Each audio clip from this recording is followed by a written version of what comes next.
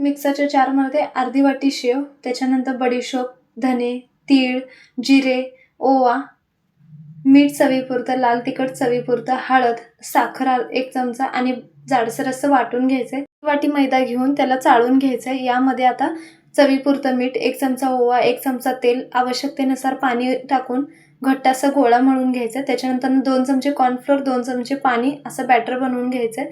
लाटी लाटून घ्यायचं एकदम पातळ अशी. चाकूच्या साहाय्याने याचे 2 भाग करायचेत आणि अशा प्रकारे समोश्याचा आकार द्यायचा आहे. त्याच्यानंतर जे तयार केलेलं सारण आहे ते यामध्ये भरायचंय. त्याच्यानंतर कॉर्नफ्लोअर साईडने लावून घ्यायचे.